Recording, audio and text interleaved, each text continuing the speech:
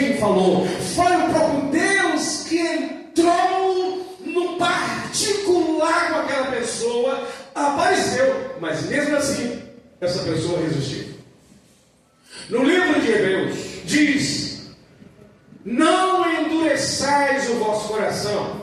Em Hebreus, deixa eu ver aqui, Hebreus capítulo 3, e o versículo 7 a seguir, que diz, falando do povo de Israel, quando estava no deserto, que assistiram os milagres, os livramentos, as vitórias que eles tiveram, mas mesmo assim alguns resistiram e foram destruídos, e alguns foram impedidos de alcançar o que Deus tinha para eles. Hebreus 3 e o versículo 7. Por isso, como diz o Espírito Santo, hoje se ouvir a sua voz, não endureçam o coração, como foi na rebelião, no dia da tentação no deserto, onde os pais de vocês me tentaram. Tentar Deus é resisti-lo, pondo-me à prova, e viram as minhas obras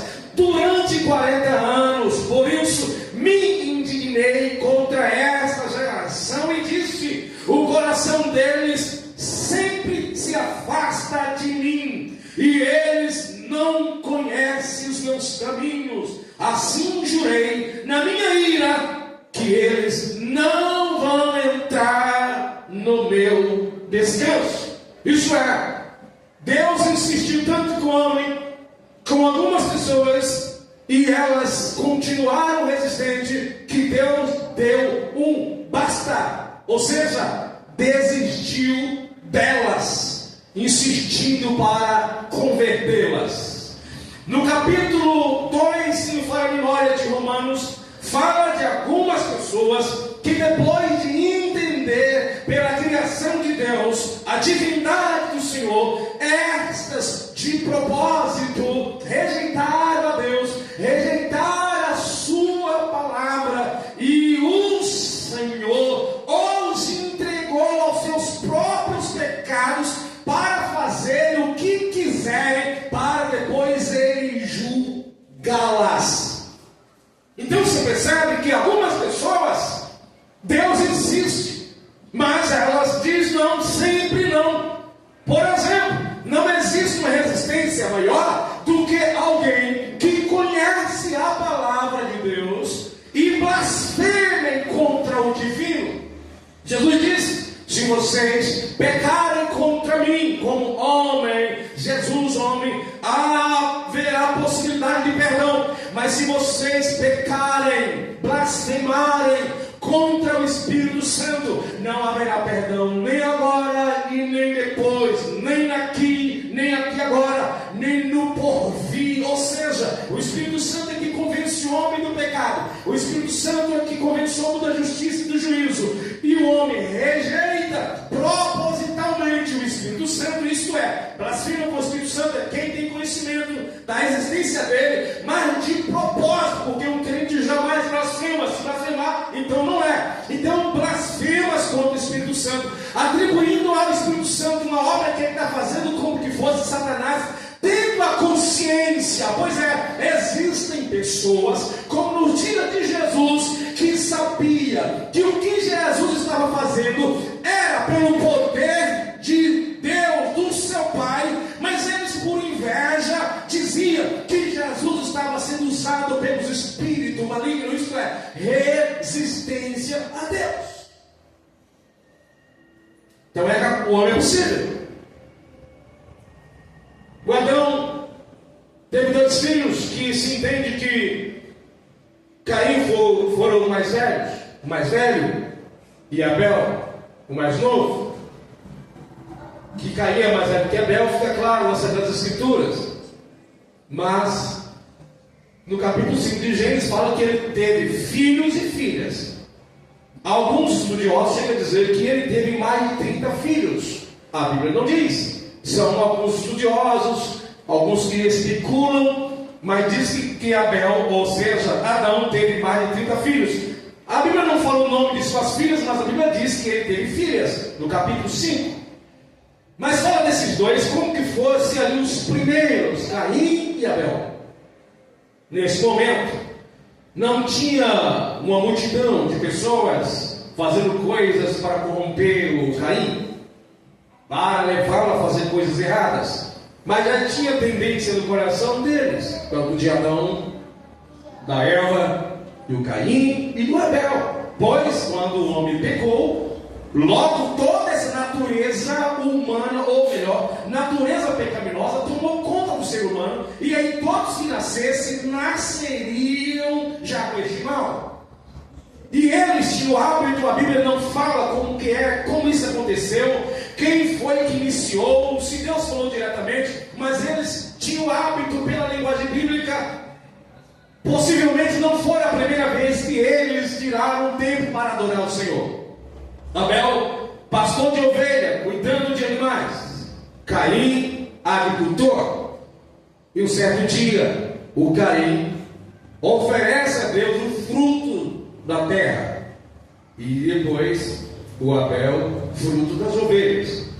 Só que quando Abel oferece o fruto ali dos seus animais, os primogênitos, Deus recebe, aceita tanto Abel como a sua oferta.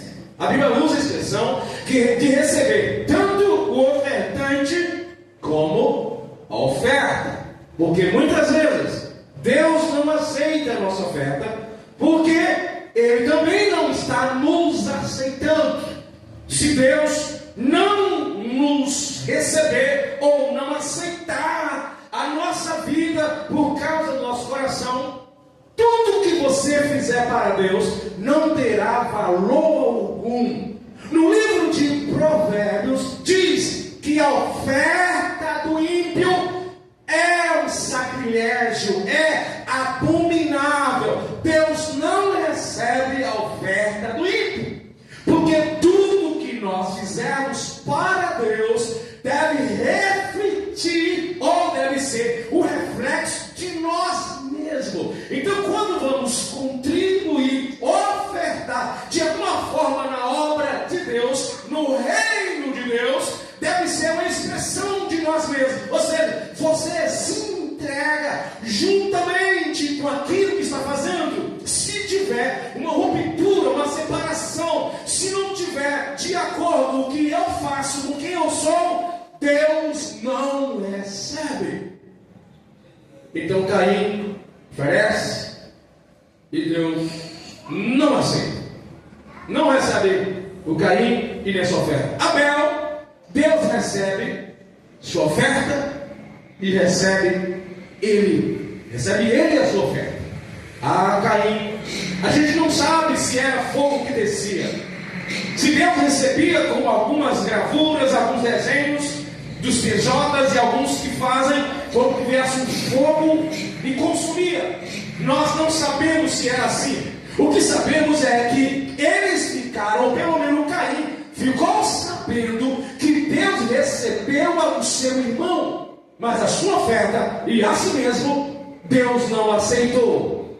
E quando ele vê isso, ele ficou muito irado, ficou com a cara fechada, ficou raivoso, e Deus viu aquela situação e começou a chamar a atenção. Por que você ficou desfigurado? Como é que você ficou tão transtornado, como dizem outras versões?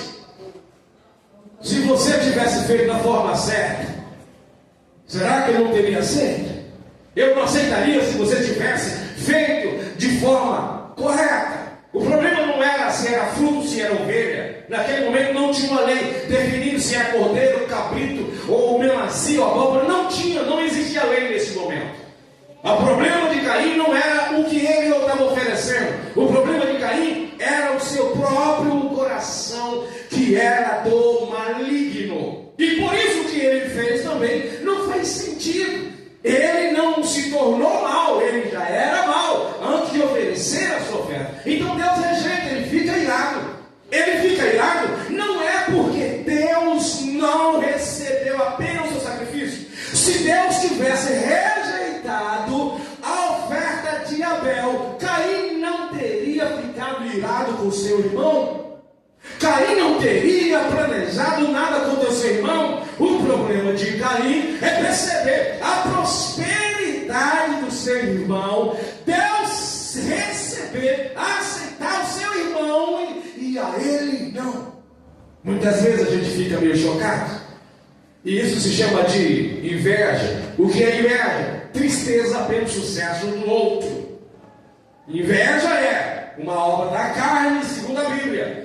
Inveja é aquele sentimento que você fica triste, você não consegue glorificar, adorar Deus, como diz a Bíblia. Se tiver de chorar, chore com os que chorem, mas alegre-se com os que se alegram. Irmãos, vocês contando a vitória de alguém, conversando no dia a dia, você vai pegar esse espírito de Caim e muita gente por aí. Como é que você pega, pastor? Muito fácil. Preste bem atenção. Quando você dá um testemunho por alguém falando a outra pessoa e ela começar a dizer assim, mas também, eu também no lugar dela, isso aí qualquer um conseguiria. É o espírito de Caim. Que você vai falar, olha, o Christopher arrumou o emprego a outra pessoa que não tem o espírito de Caim. Maravilha, que bom, ele precisava. Glória a Deus, agora ele vai prosperar. Outra pessoa fala assim, mas que emprego que é? Aonde era? Quanto ele vai ganhar? Mas eu não sei não. A pessoa começa com o espírito de Caim. Então Caim, quando viu seu irmão prosperar e ele não, ele ficou irado. Ele estava irado, não era com Deus. Ele estava irado com seu irmão. Como que seu irmão tivesse culpa do sucesso, a falta de sucesso dele. E aí ele ficou irado. E Deus falou, olha rapaz, se você fizesse certo, seria aceito. Agora, como você fez errado, o pecado está batendo na porta. E ele quer dominar você. Só que você, Caim, é que deve dominar. Percebe quem é que está falando com Caim? Não é Adão, não é Abel, não é Eva, é o próprio Deus. E ele vai ali discutindo, ele vai dando mal resposta para Deus. Quando algumas pessoas se enganam dizendo assim, pastor Ailton, quando é Deus, olha os enganos que a gente ouve muito. Quando é de Deus, todo mundo recebe a pregação. De onde é que tiraram isso? Porque nenhum lugar da Bíblia diz isso. Quando é de Deus, todo mundo sente quem é o Abel. Caim, quando olha para Deus, se irrita. Chama até Jesus de endemoniado. João Batista era um homem cheio de Deus dentro do ventre da sua mãe. Os religiosos da época diz que João falaram que João tinha demônio e que Jesus era bebedor de vinho. Mas tanto João Batista como Jesus era cheio do Espírito Santo. Vejamos então no capítulo 7 de Atos dos Apóstolos, o Estevão era um homem cheio do Espírito Santo que pregava a palavra essa que era do conhecimento dos seus inimigos. E eles ouvindo, seus dentes começaram a ranger de raiva. E Estevão falava cheio do Espírito Santo. Diz a Bíblia que o seu rosto brilhava. E alguém disse assim, o rosto dele brilhava como a face de um anjo. E o que acontecia? O povo que estava ali ficaram irritados com Estevão e apedrejaram Estevão. Mas esse espírito de Caim, como eu disse com vocês, que ele pode rondar, e ele ronda a igreja, às vezes a gente não percebe. Não sei se você já percebeu que alguém vem falar a palavra de Deus e todo mundo está dizendo que palavra, que maravilha. Você vê um monte de gente comentando e aparece 2 ou 3 não vi Deus ali. Espírito de Caim nos rondando e a gente não percebe. E não vai dizer que ele nunca rondou você, que eu tenho certeza que já rondou você, talvez não percebeu, porque ele ronda. Só que depois que passa, a gente pode ter perdão para Deus. Que a gente estava com o espírito de Caim rondando, ao invés a gente ficar irritado. Como é que ele glorifica a Deus com um negócio desse? Como é que está dando glória a Deus com um negócio desse?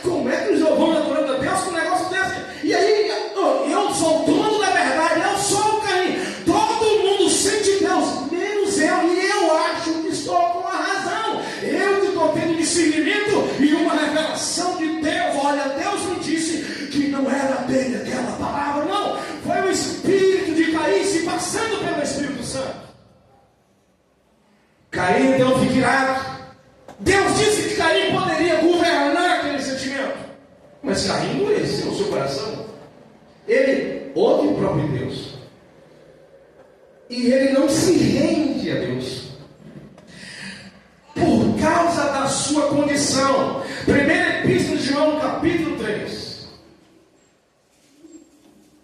A Bíblia diz no livro de Hebreus, não lembro agora, para nós tomarmos cuidado, para que não brote em nós raiz de amargura, e que essa raiz de amargura não contamine os demais. Mas aqui está dizendo o seguinte de Caim, capítulo 3, e o versículo 12, da primeira epístola de João. Não sejamos como Caim, que era do maligno e matou o seu irmão. E a Bíblia diz por que é que ele matou. E por que ele o matou? Porque suas obras eram más e a de seu irmão era boa, era justa. Ou seja, as obras de Caim eram ruins não porque ele ofereceu fruto da terra, era ruim por causa que o Caim era do maligno. E alguém do maligno, tudo que faz no sentido religioso, para Deus é maligno porque revela a nossa própria essência. Agora, Caim ficou irado, suas obras eram ruins, Deus não recebeu sua oferta, mas porque a oferta do seu irmão era boa, por causa do seu coração, Deus então recebe. E por isso Caim ficou muito irado, porque as obras do seu irmão eram boas. Então perceba a igreja de Jesus. Jesus conta uma parábola de sementes que foram lançadas em qual tipo de terra? Uma semente caiu à beira do caminho.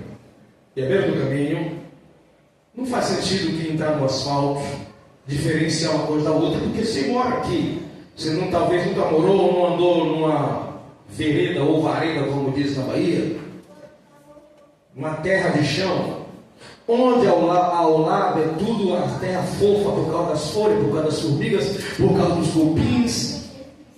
Mas onde se pisa, a terra fica calcada, compactada, firme. A semente que cai não se cobre de terra para germinar, porque a terra é dura.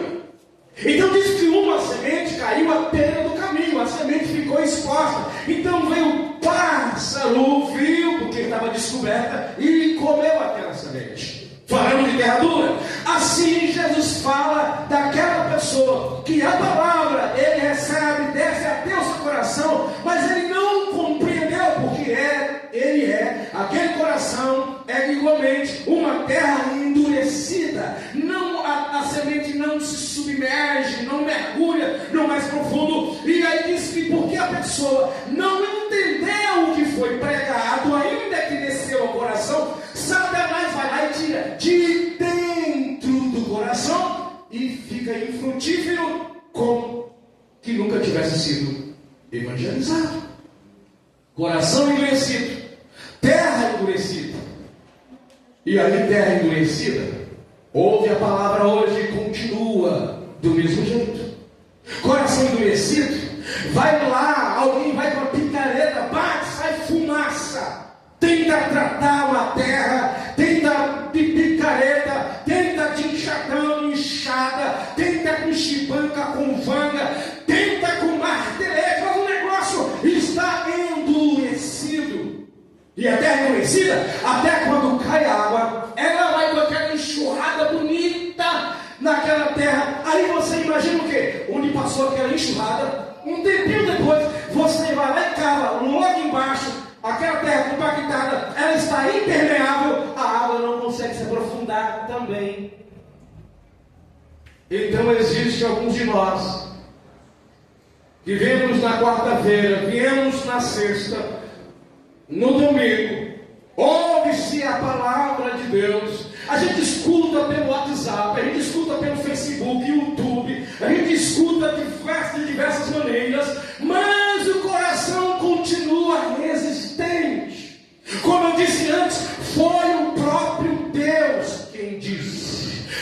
próprio Deus que enfrentou, foi o próprio Deus mostrando preocupação. Mas eu quero dizer uma coisa: Deus fala, Deus insiste, mas Deus não obriga ninguém a guardar a sua palavra.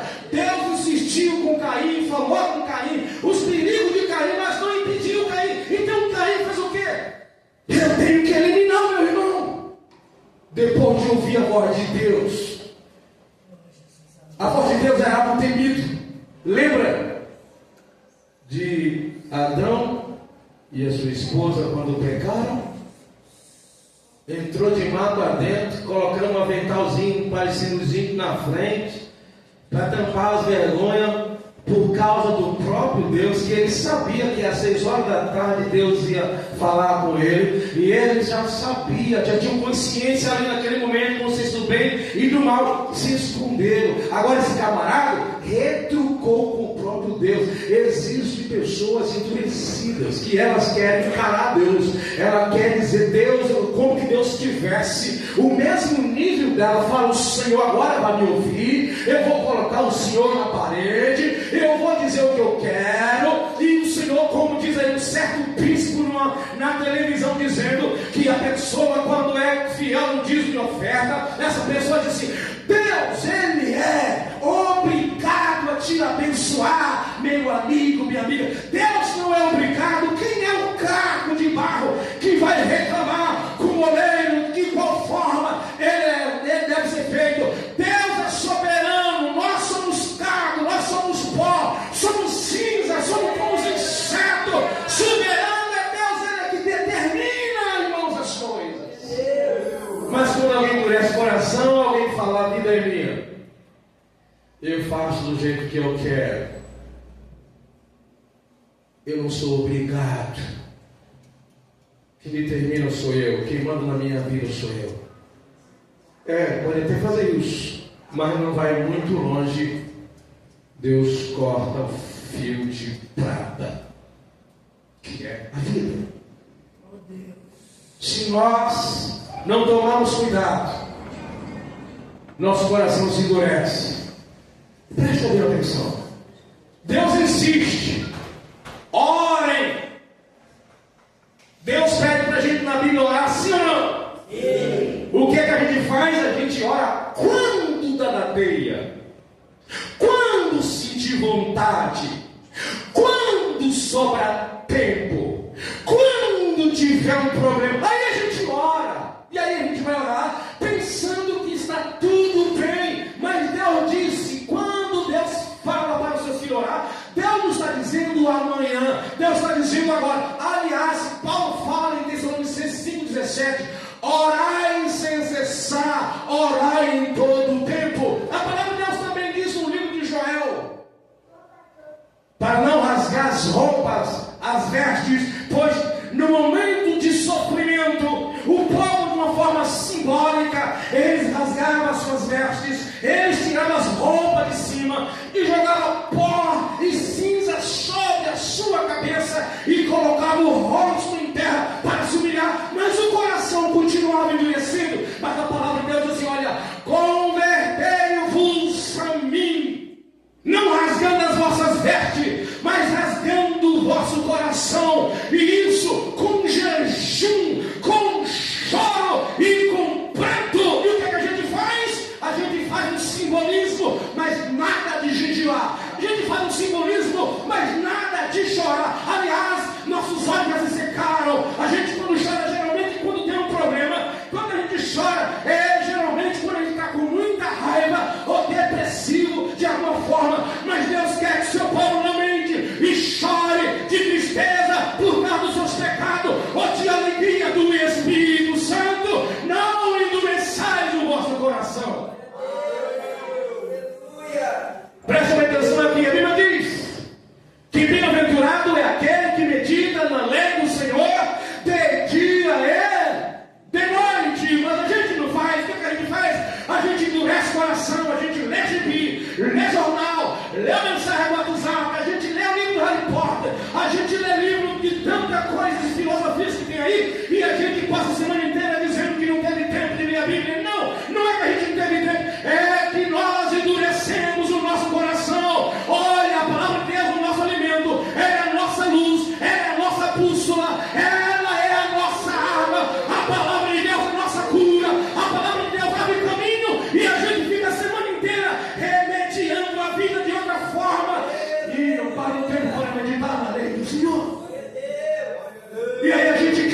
casamento dê certo, e aí a gente quer que o trabalho dê certo, e aí a gente quer que Deus prospere a nossa vida, e aí a gente quer a bênção para a nossa casa, para a nossa família. Como é que Deus vai nos abençoar com o coração endurecido? A gente não medita na palavra, a gente não ora, a gente não jejua, a gente não contribui, a gente não é fiel, e isso reflete coração endurecido. Então, quando a gente orar, Deus não nos ouve. Deus, tem misericórdia de mim, Senhor, porque eu estou tão fraco. Senhor, eu quero pelo Espírito Santo, enche-me do Espírito Santo. Aí Deus fala: meu filho, como é que tu quer que eu te enche do Espírito Santo? Depois que tu vai lá, meu filho, assiste coisa pornográfica, depois que tu assiste a novela na tua televisão, depois que você vai lá, fala um monte de palavrão, depois que tu vai lá e joga meia hora no tigrinho, perdendo o que você deveria sustentar sua família. Oh, meu filho, depois que você vai lá, briga com a mulher, briga com o marido, bagunça na família, dentro da sua casa, briga com o patrão e chega na igreja pedindo que seja cheio do Espírito Santo. Deus vai dizer: você está brincando com a minha cara, meu filho? Você está brincando?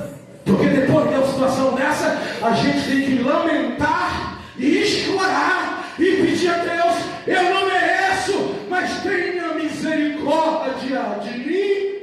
Glória a Deus. Mas a gente vira o coração e vai resolver nosso problema.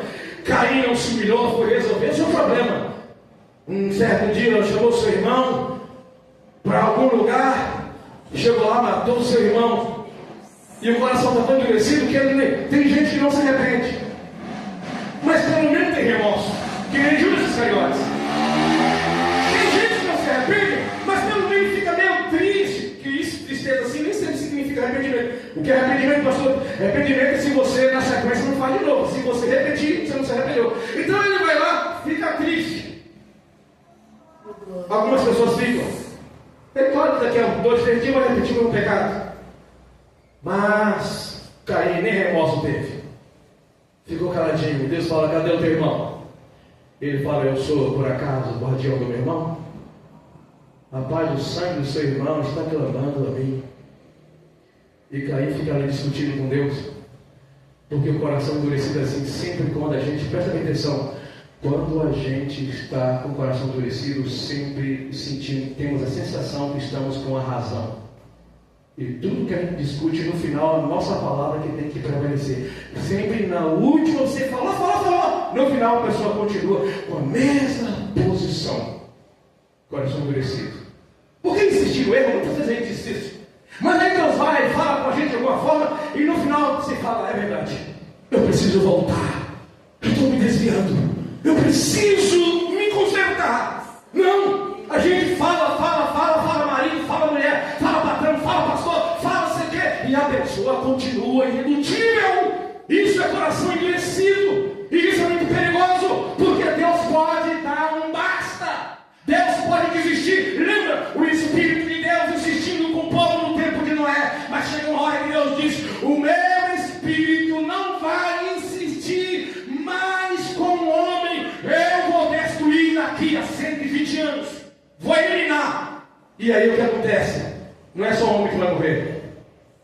Até os animais vão pagar por isso. Mas para não perder a semente, eu vou deixar ali 8 pessoas. Pedi para Noé fazer uma arca para ele e para a família dele, porque a arca não foi feita para colocar o povo não, tá? A arca foi feita para Noé e a família. Noé estava pregando e ninguém quis entrar. Noé não estava convidando ninguém para entrar na arca. Noé estava anunciando o juízo de Deus. Lembra que Deus disse: tu fará para ti, tua família, uma arca, e colocará lá um casal de cada animal. Os demais eu vou eliminar. Mas o povo, com o coração endurecido, a Bíblia não diz, não fala que alguém se converteu, se alguém creu. Aliás, lendo o livro de Pedro, dá a entender que eles tiveram o coração endurecidos quando Noé pregava. Alguns dizem que Noé falava e o povo zombava, mas a Bíblia não diz que ninguém zombava de Noé. Alguns dizem, fizeram até hino falando disso, não é? Alguns falam algumas coisas: Noé nunca choveu. A Bíblia não diz que no período de dilúvio não tinha chovido. Nós é que conjecturamos uma passagem bíblica lá no capítulo 2, versículo 8, se for memória, que o homem nem existia ainda, e por isso diz que Deus não tinha feito chover porque o homem ainda não tinha sido colocado para cuidar das plantas. Só que quando o dilúvio acontece, era mais de 1000 anos depois da criação do homem. E Caim cuidava de quê? De plantas. E Abel de animais, possivelmente precisando de chuva. Então nós aqui conjecturamos, mas no período do dilúvio não fala que não chovia. O mais lógico é que chovia. Então nós percebemos a dureza do coração do homem. E por causa disso, Deus destrói. E tinha muita gente ali que tinha sido fiel. Lembra dos descendentes de Sete que adoraram a Deus? O Noé era descendente de Sete. Só que Noé não era o único descendente de Sete. Para onde foram os demais? E Deus encontrou só Noé e a sua família. Os outros também endureceram o seu coração. Preste atenção que a gente fica estarrecido e escandalizado por coisas que a gente assiste na TV, ouve no rádio e nos vídeos da internet. E a gente julga não ter a mesma capacidade de fazer o que aquelas pessoas fazem. E a gente fica, como pode, pastor? Como pode o pai de família? Como pode isso? Lembre-se de que aquelas pessoas estão fazendo não são as únicas coisas que Deus acha abominável. Tem muito de nós e a gente fica mesmo triste, abatido. A gente fica lembrando, Deus, como pode fazer gente de religião, de igreja fazendo isso? Mas depois olha para si e examina a si mesmo. Eu estou mesmo melhor do que aquela pessoa só porque eu não sou pedófilo? Só porque eu nunca matei? Só porque eu nunca roubei? Quem foi que te disse que nós somos melhores? Só porque a gente tem pecados diferentes? Desonra pai e mãe, desonra a esposa, não respeita os filhos, cumpre e não para, gosta de ficar falando mal das pessoas escondidas. Não é melhor do que quem mata, de quem faz macumba. E aí, algumas dessas coisas a gente não faz. Então, queridos irmãos, o que nós temos que fazer, como diz a Bíblia, sede guiado pelo Espírito Santo e não cumprireis o desejo da carne. Não há para onde fugir. O que temos que fazer é partir para os braços do Pai e dizer: tem misericórdia de mim, Senhor, para que eu não faça o que os ímpios também estão fazendo, para que os meus pensamentos não sejam igual a eles. Renova meus pensamentos, para que eu descubra a tua perfeita vontade, eu descubra o teu querer, eu descubra a tua lei, para que eu não me desvie de ti. Glória a Deus. É isso que nós, como igreja, precisamos atentar. A gente, com outras palavras, a gente bate no peito, dando graças a Deus, porque eu não fiz isso, não fiz aquilo. Só que o pecado de um cristão, ele é mais perigoso do que o pecado de ímpio. Como assim, pastor? Pecado feito conscientemente, ele cheira bem mais mal do que aqueles que as pessoas praticam por ignorância de Deus. Então sabe que o erro que você faz talvez valha por 10 de um ímpio. Porque diz a Bíblia, melhor é não ter conhecido a Jesus. Melhor é não ter conhecido a sua palavra do que conhecer e não obedecer. Então você percebe que a ira de Deus é mais severa, e a Bíblia diz que Deus é severo, contra um que diz ser cristão, a ponto de Paulo chegar e dizer assim: olha, se entre vocês tem alguém que se diz cristão e vive desordenadamente, não coma com eles. Não digo isso a respeito do mundo, senão seria necessário sair do mundo. Em outras palavras, Paulo disse assim: olha, se você encontrar uma pessoa que diz que é crente, mas tem a vida desconcertada, prefira andar com aquele que nunca conheceu o Evangelho do que andar com alguém que diz crente, mas que vive com a vida desconcertada. E isso você vai encontrar no livro, primeira carta de Paulo aos Coríntios, capítulo 5, lê na sua casa quando chegar. Que Deus prefere que você anda com um macumbeiro do que com um irmãozinho com a vida bagunçada. Então como é que nós estamos atentando para isso? Porque a gente fica catando o pecado dos outros. Ô irmão, como é que faz um negócio tão feio? Em verdade, cheira mal, mas eu estou cuidando dos meus próprios pecados, com as minhas irregularidades, tanta coisa irregular na minha vida. Eu falo de alguém que não paga no mercado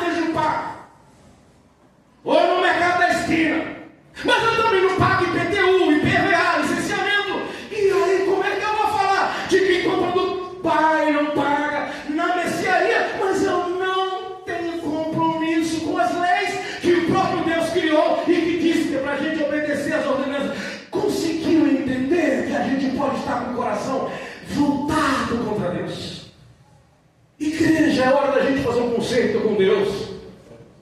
E fazer que nem o povo de Israel, que ao invés de ficar falando da idolatria dos filisteus, dos amorreus, dos heteus, nós deveremos olhar para o próprio pecado nosso, da igreja, porque o pecado do mundo não vai nos afetar, mas os nossos pecados nos destrói. Lembra, o pecado do povo da cidade de Ai não fez o povo de Israel perder a guerra, mas quando foi lá um camarada e roubou coisas que não deveria roubar, que estava no exército de Israel, fez com que o exército de Israel perdesse a guerra.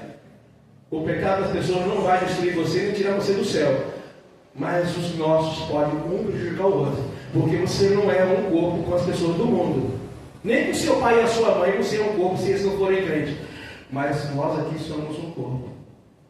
O seu pecado me afeta, não me tira do céu, mas me afeta. O meu pecado também afeta você. É por isso que precisamos cuidar um dos outros.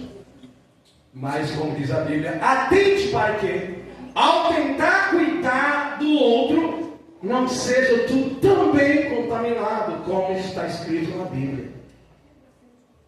Então, essa noite é a noite da gente fazer um concerto com Deus. Fique de pé. E se você tiver coragem de vir aqui na frente, antes de falar para alguém, não concordo, não deixo, não foi Deus, não sei o quê, olhe se isso procede de Deus e se não é o espírito de crente. Precisamos de um concerto com nossas esposas, os casados, talvez precisamos de um concerto, eu acho que assim. Ou a mulher com o marido, ou os pais com os filhos, filhos com os pais, com o patrão, com o vizinho. Nós precisamos, igreja. Porque se Deus dizer, Deus falar um basta para nós, como diz a Gira, já era. Eu me lembro que uma vez meu pai endureceu tanto o coração dele que quando eu fui orar por ele, minha mãe também foi orar por ele, Deus disse não para a gente.